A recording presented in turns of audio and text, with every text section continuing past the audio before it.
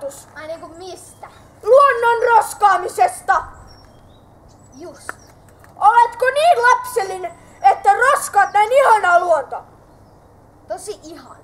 No, lähdemme nyt päällikön puheelle, jos ei sen vertaa kiinnosta. Mutta ensimmäiseksi nosta tuo roska ja viet sen läheiseen keräyspaperiin.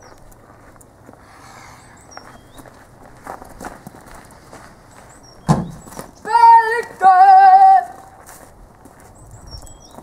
No, minä voin nyt sit lähteä. Mitä on tullut tehtyä? No kuule, eipä mitään epänormaalia. Eikö sinusta roskaaminen ole epänormaalia? On tosi epänormaalia siis. No hyvä, sitten voimme kutsua kouluttajan. Halo! Varmaan toi kykkikin tuolla roskiksessa. Hän asuu siellä.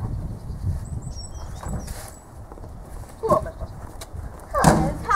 Minä tästä lähden. Onko tullut roska tuo, kun ollaan täällä päällikön puheilla? Kyllä. Miksi aioit roskata? No siksi, koska huvitti. Tässä minulla on nyt roska. Ja tässä roskis. Minä laitan sen roskiin tyylikkäästi, mutta sinä varmaan vain pudottaisit sen maahan.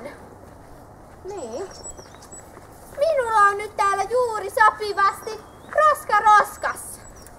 Roska roskassa? Joo. Tyylillä. Ja nyt kerro, mihin omena kuuluu? Mitä mihin?